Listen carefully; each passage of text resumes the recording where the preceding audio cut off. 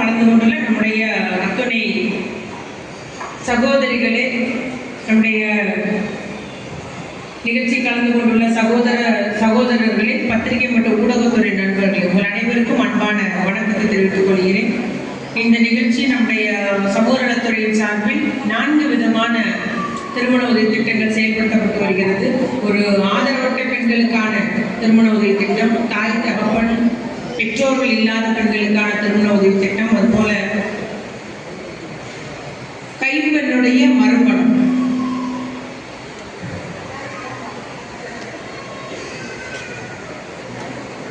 விதவை மறுமண திருமண உதவி திட்டம். அது நம்ம இன்னைக்கு யாரும் அந்த மாதிரி வாங்கல அந்த உதவித்தொகை.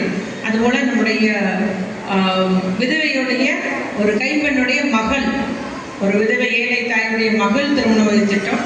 அதன் கீழே வந்தீங்கன்னா 140 பேருக்கு இன்னைக்கு கொடுக்குறோம். அதுபோல கலப்பு திருமண உதவி திட்டம், அதில் 117 பேர் இன்னைக்கு தம்பதியரோடு வந்திருக்கிறாங்க. அந்த இவ்வாறு மொத்தமாக 276 பேர் இன்னைக்கு வந்து இந்த தங்க நாணயம் பெறுவதற்காக இந்த நிகழ்ச்சியில் வந்திருக்கிறாங்க. இதில் 12ஆம் வகுப்பு முடித்த பிள்ளைங்களுக்கு வந்து நம்ம 50,000 ரூபாய் ரொக்கப்படமும் தங்க நாணயமும் வழங்கப்பட்டு வருகிறது. 10ஆம் வகுப்பு படித்த பிள்ளைங்களுக்கு 25,000 ரொக்கப்பணமும் 50,000 மன்னிக்கவும் ஒரு பவுன் அந்த தங்க நாணயமும் வழங்கப்பட்டு வருகிறது. இந்த நிதி உதவி எல்லாமே நேரடியாக அவருடைய வங்கி கணக்கில் ஏற்கனவே வரவு வைக்கப்பட்டு விட்டது. எல்லாம் வரவு வச்சுல எல்லாத்துக்கும் பணம் வந்து ரீச் ஆயிடுச்சா? உங்களுக்கு மொபைல் ஃபோனில் வரலையா? எந்த பிளாக் வரல? இன்னைக்கு தான் போய் போடணும்னு மெசேஜ் வரும், இல்லைன்னா நாளைக்கு வரும். இன்னைக்கு தான் திங்கட்கிழமை, இன்னைக்கு தான் அவங்க ஈஸிஸ் பண்ணிடுவாங்க. ரொம்ப பணம் உங்களுடைய வங்கி கணக்குக்கு நேராக வந்துடும். தங்க நாணயம் மட்டும் இன்னைக்கு நான் இதில் நேரில் வழங்குகிறேன் என்பதை கூறிக்கொள்ள விரும்புகிறேன்.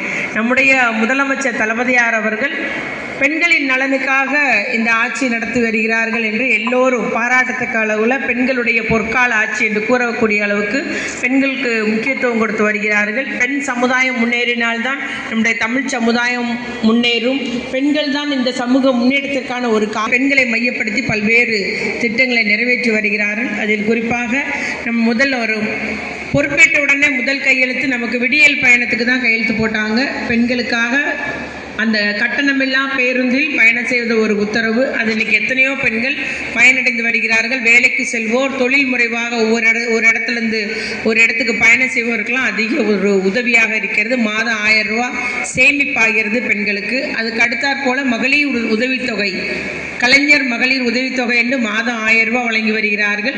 அதுவும் பெண்களுக்கு ஒரு அவசர தேவைக்கு, பிள்ளைகளுடைய நலனுக்கு, பிள்ளைகளுடைய படிப்பு செலவு, அவசர மருத்துவ உதவி என்று அதுவும் பெண்களால் இன்னைக்கு சேமிக்கப்படுகிறது. பெண்களுடைய பொருளாதார வசதின்னு சொல்லலாம். 1 ரூபா வேணும்னா ஒன்று பையன்கிட்ட கேட்கணும், இல்லைன்னா கணவர்கிட்ட கேட்கணும், ஏங்க ஒரு 100 ரூபா கொடுங்கன்னு கேட்கணும். இன்னைக்கு அப்படி இல்லை. வீட்டுக்கு நம்முடைய கணவர் வந்து ரூபா வச்சிருக்கியா எனக்கு கொஞ்சம் கொடுன்னு கேட்கக்கூடிய அளவுக்கு பெண்களுக்கு மாதம் 1000 ரூபா முதலமைச்சர் கொடுக்குறாரு. அது அவர்களுக்கு ஒரு பொருளாதார வசதியாக பெண்களுக்கு இன்னைக்கு வந்து பொருளாதாரம் என்னது? பணப்புழக்கம். உன் கையில் பணப்புழங்குதா இல்லையா? இந்த எல்லாத்துக்கும் நம்ம கையேந்தணும். இன்னைக்கு அந்த நிலைமை இல்லாமல் முதலமைச்சர் அந்த மகளிர் உரிமை தொகையை நிறைவேற்றியிருக்கிறாரு. அந்த திட்டத்தை பார்த்தீங்கன்னா இந்தியாவில் பல்வேறு கிட்டத்தட்ட 12 மாநிலம் இந்த நம்முடைய முதலமைச்சர் திட்டத்தை பார்த்து எல்லா இடங்களும் இந்த திட்டத்தை இப்போ நிறைவேற்றி வருகிறார்கள். அதே போல் பிள்ளைங்களுக்கு, அரசு பள்ளியில் படிக்கும் பிள்ளைகளுக்கும் கிராமத்தில் உள்ள அரசு உதவி பெறும் பள்ளிகளுக்கும் காலை உணவு திட்டம். காலையில் நம்ம பிள்ளைங்க ஏன்னா விவசாய வேலைக்கெல்லாம் போகிறவங்களுக்கு பிள்ளைங்களுக்கு காலை உணவுன்றது பெரிய ஒரு சுமையாக இருக்கும். இன்னைக்கு அப்படி இல்லை. ஸ்கூலுக்கு போமான்னு சொன்னால் போதும், ஸ்கூலில் போய் காலை உணவு பிள்ளைங்க சாப்பிட்டுக்கிறாங்க. அதே போல் நம்முடைய பெண்களுக்கு சுய உதவி குழுக்களுக்கெல்லாம் வந்து இப்போ அதிகபட்சமாக 20 லட்சம் ரூபாய் வரைக்கும் கடன் வழங்குறாங்க. தொழில் முனைவோர், தொழில் தடங்குன்னு சொல்கிறவங்களுக்கு 20 லட்சம் வரைக்கும் அந்த குழுக்களுக்கு கடன் வழங்குறாங்க. அநேகமாக அந்த குழுக்களுக்கு வழங்கும் கடன் தொகையெல்லாம் நம்முடைய ஒரு பெரிய ஒரு பணப்புழக்கத்தை ஏற்படுத்தி பெரிய ஒரு பொருளாதார ஏற்றத்துக்கே ஒரு அடித்தளமிட்டுள்ளது அப்படின்னு சொல்லிட்டு சில ஆய்வுகள் தெரிவிக்கின்றன. அந்த அளவுக்கு அந்த பெண்களுக்கு வழங்கப்படும் நிதி உதவி உபயோகமாக இருக்கிறது. இவ்வாறு நம்முடைய கல்லூரி படிக்கும் மாணவிகளுக்கு புதுமை பெண் திட்டம். உங்கள் பிள்ளைங்க கல்லூரி படிக்கிறாங்களா? எந்த கல்லூரியாக இருந்தாலும் சரி, தனியார் கல்லூரி, அரசு கல்லூரி, 4 வருஷம் படித்தா 3 வருஷம் படித்தா எதுனாலும் சரி, இல்லை நான் வீட்டில் இருந்துட்டு குழந்தையெல்லாம் பெற்ற பின்பு இப்போ படிக்க போகிறேன்னாலும் சரி, உங்களுக்கு மாதம் 1000 ரூபா புதுமை பெண் திட்டம் உண்டு. இல்லை நான் வந்து ஆதிராவிடத்துறையிலேருந்து நான் ஸ்காலர்ஷிப் வாங்குகிறேன், பிற்பட்ட நலத்துறையிலேருந்து ஸ்காலர்ஷிப் வாங்குகிறேன், பரவாயில்ல, இந்த புதுமை பெண் ரூபா உங்களுக்கு உண்டு. அந்த 1000 ரூபா அந்த பிள்ளை படிப்பு முடிக்கிற வரைக்கும் கொடுக்குறாங்க. ஏன்னா பெண் குழந்தைகளை உயர்கல்வி வரைக்கும் படிக்க வைக்கணும், நல்ல ஒரு அறிவாற்றல் மிக்க சமுதாயமாக இருக்கணும் நம்முடைய தமிழ் சமுதாயம் அப்படின்னு முதலமைச்சர் அந்த திட்டத்தை நிறைவேற்றிட்டு வருகிறாரு. செய்கிறது எப்படி நீங்கள் விண்ணப்பிக்கணும்னா, காலேஜ் சேர்ந்த உடனே காலேஜில் இருந்தே விண்ணப்பம் வைக்கணும், அவ்வளோதான்.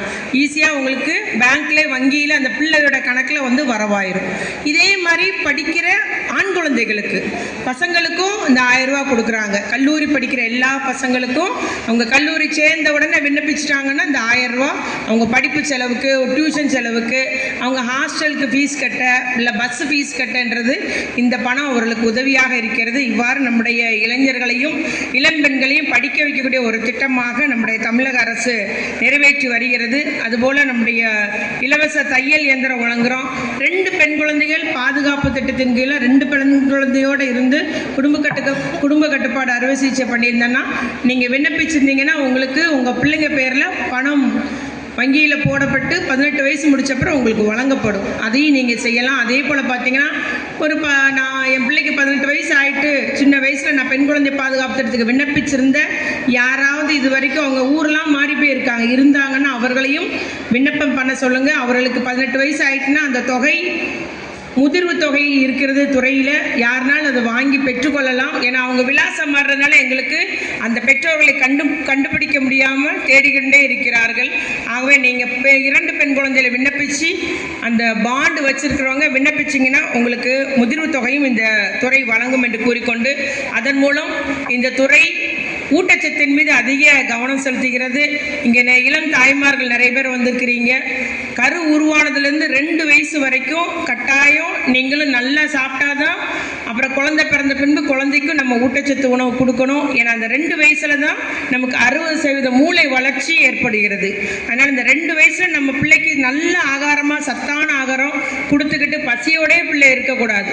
எப்போது வயிறு நிரம்பி இருக்கிற அளவுக்கு நம்ம சத்தாக வச்சுருந்தோம்னா நல்ல மூளை வளர்ச்சி பெற்று நம்ம பிள்ளைங்க அறிவாற்றல் மிக்க பிள்ளைங்களாக இருக்கும், வளர்த்தெடுப்பது எளிதாக இருக்கும். அதனால் கரு உருவானதுலேருந்து அந்த 2 வயசு வரைக்கும் எல்லா பெண்களும் ஞாபகம் வச்சுக்கணும். எல்லா பெண்களுக்கும் இதை சொல்லிக் கொடுங்க. ஊட்டச்சத்து என்பது தான் நிச்சயமாக உங்களுடைய நம்மளுடையக்கும் ஒரு பாதுகாப்பு, நம் குழந்தைகளுக்கும் பாதுகாப்பு மட்டும் இல்லை, நல்ல ஆரோக்கியம் அறிவாற்றல் மிக்க ஒரு பிள்ளைங்க நமக்கு உருவாகும் என்பதை கூறிக்கொண்டு அனைவருக்கும் இந்த உதவியை வழங்குவதை நான் பெரும் மகிழ்ச்சி அடைகிறேன். நிச்சயமாக அனைவருக்கும் நான் நின்று கொடுத்து விட்டு தான் செல்வேன் என்று கூறிக்கொண்டு வருகை தந்துள்ள அத்தனை பேருக்கும் நன்றி கூறி